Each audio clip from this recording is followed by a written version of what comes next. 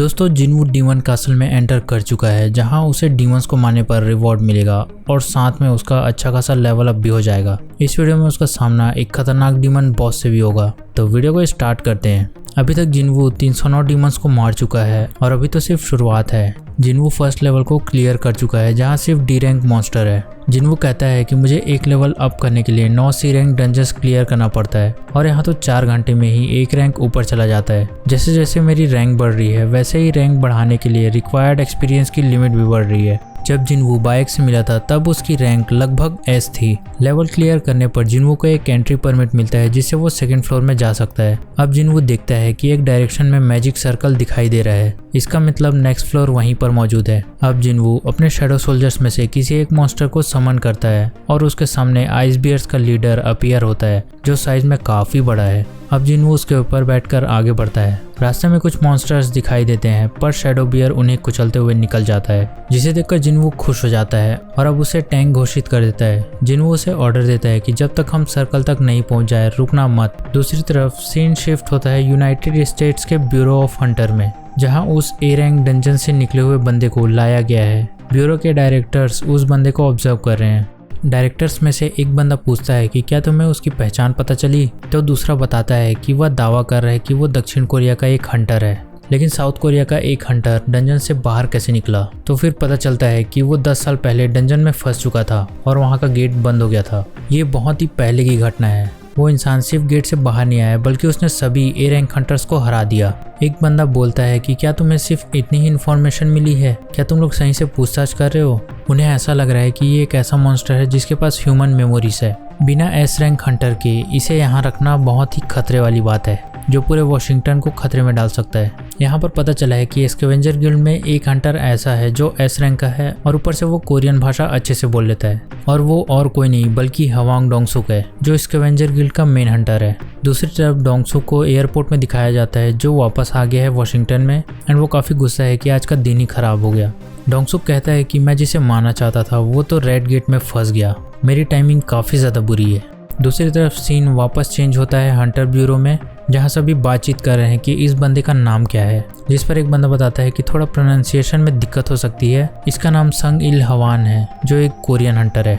अब scene shift होता है जिनवू की तरफ, जो डंजन में हंटिंग कर रहा है। जिनवू को एक एंट्री परमिट मिला है जिससे वो सेकंड फ्लोर में जा सकता है। हर फ्लोर में एक मॉन्स्टर अपीयर होता है जिसके पास वो परमिट होता है। उसे मारने के बाद तुम्हें परमिट मिलेगा जिससे तुम नेक्स्ट फ्लोर में जा सकते हो। अगर इस जगह पे 100 अलग अलग फ्लोर्स हैं, इसका मतलब वहाँ पर 100 अलग अलग वर्ल्ड एग्जिस्ट करेंगे। जैसे जैसे टाइम बीतते जा रहा है जिनवू बहुत ही तेजी से फ्लोर्स को क्रॉस करने की कोशिश कर रहा है। उसकी डोमिनेटर्स टच वाली स्किल भी अपग्रेड हो जाती है। जैसे जैसे वो लेवल अप करते जा रहा है वैसे वैसे मॉन्स्टर्स की पावर भी बढ़ते जा रही है। अभी तक जिनवू ने 2116 डीमन सोल्स कलेक्ट कर लिए हैं। जिनवू सोच रहा है कि अगर यहाँ सच में 100 फ्लोर्स है तो सबसे टॉप फ्लोर में पहुँचने तक उसे 1 वीक से ज़्यादा टाइम लग जाएगा। जब मुझे यहाँ की चाबी मिली थी तब मुझे शुरू में लगा था कि ये एक एस रैंक डंजन होगा, पर जैसे जैसे टाइम बीत रहा है तो फाइट बोरिंग होते जा रही है और मेरा डर खत्म होते जा रहा है। जिनवू एक एक करके फ्लोर क्रॉस करते जा रहा है और वो 5th फ्लोर तक पहुँच जाता है, जहाँ पर उसके पास 2561 डीमन सोल्स कलेक्ट हो चुके हैं और उसका सामना ruler of the lower floor से होता है, जो एक वुल्कन है, और उसके पास खुद की एक वुल्कन गार्ड्स की सेना है और ये वुल्कन का बॉस साइज में काफी ज्यादा बड़ा है। जिनवू देखता है कि ये तो एक बॉस ग्रेड डीमन है। ये भले ही देखने में डेंजरस लग रहा है लेकिन मुझे इसका सामना करना ही होगा। तो चलिए स्टार्ट करते हैं। अब जिनवू के शैडो सोल्जर्स वुल्कन गार्ड्स पे हमला करना स्टार्ट कर देते हैं। जिनवू अभी तक फाइट में नहीं उतरा है, वो दूर से बस देख रहा है। अब जिनवू स्टील्थ यूज करके डिसअपीयर हो जाता है और अपने शैडो सोल्जर्स को हमला करने के लिए ऑर्डर दे देता है। वुल्कन गार्ड शैडो सोल्जर्स पर अटैक करते हैं। शैडो सोल्जर्स वुल्कन गार्ड को आराम से हरा पा रहे हैं। जिनवू कहता है कि वुल्कन गार्ड्स की स्ट्रेंथ काफ़ी हाई है, लेकिन मैं भी कंटिन्यूअस अपना रैंक लेवल अप कर रहा हूँ, जिसके कारण मेरे शैडो सोल्जर्स के भी लेवल अप हो रहे हैं। शैडो सोल्जर मेरे इंटेलिजेंस स्टैट्स के कारण और ताकतवर हो गए हैं और ज़्यादा इंटेलिजेंस के कारण मैं और भी शैडोज को सेव करके रख सकता हूँ। जिनवू देखता है कि वो वुल्कन अभी भी बैठा हुआ है, कहीं भी मूव नहीं कर रहा है, एंड अचानक से वो अपनी जगह से डिसअपीयर हो जाता है और शैडो सोल्जर्स पर अटैक करता है एकदम तेजी से, जिसे देखकर जिनवू एकदम चौंक जाता है कि इसकी मूवमेंट्स काफ़ी फास्ट है। एंड वो अपने एक अटैक से शैडो सोल्जर्स को निपटा देता है, पर रैपिड रीजनरेशन के कारण वो वापस आ जाते हैं। अब जिन्वू स्टील्थ से बाहर निकलता है और खुद वुल्कन पर अटैक करने के लिए हवा में उछलता है और उस पर एक जोरदार पंच से हमला करता है। अभी तक जिन्वू के पास 4388 सोल्स कलेक्ट हो गए हैं। उसकी शैडो एक्सट्रैक्शन स्किल भी लेवल 2 तक पहुंच गई है। जिन्वू के पंच से वुल्कन एकदम दूर फेंका जाता है, वो भी बहुत सारी बिल्डिंग्स को तोड़ते हुए,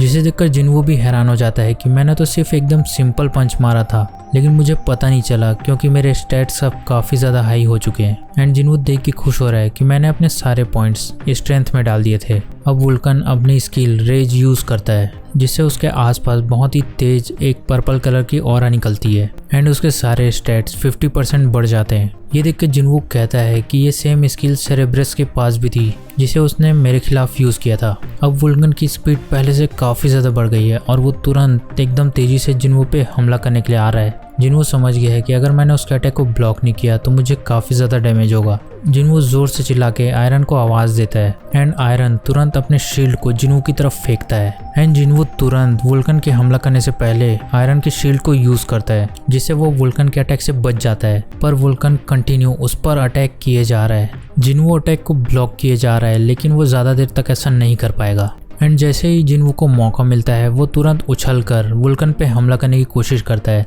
लेकिन वुल्कन उसके हमले को पहले ही प्रेडिक्ट कर लेता है और वो जिन्वू के ऊपर अटैक करने की कोशिश करता है। जिन्वू हवा में होने के कारण उस अटैक को डॉज नहीं कर पा रहा है। अब जिन्वू डोमिनेटर्स टच वाली स्किल यूज करता है, जिससे वो वुल्कन को पीछे तो नहीं धकेल सकता, लेकिन वो अपने आप को पीछे धकेल देता है, जिससे वो वुल्कन के अटैक से बच जाता है।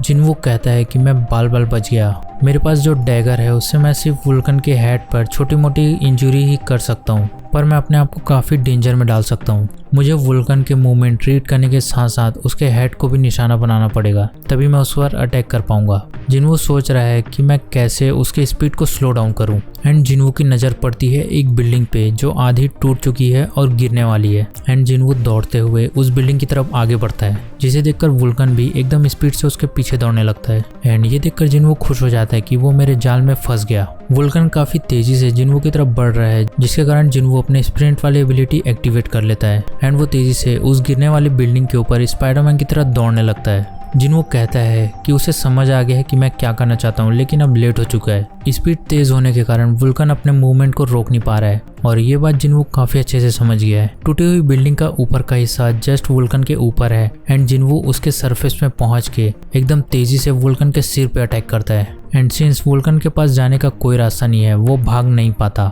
एंड जिन्वू उस पर अपने डैगर से जोरदार अटैक करता है, जिससे वुल्कन को अच्छी खासी चोट भी लगती है। दूसरी तरफ चीफ आहान जिन्वू को ढूंढने के लिए उसके घर तक पहुंच गए हैं, पर वहां पता चलता है कि जिन्वू एक हफ्ते के लिए बाहर गया है और उसकी सिस्टर अपने फ्रेंड्स लोग के साथ बाहर है।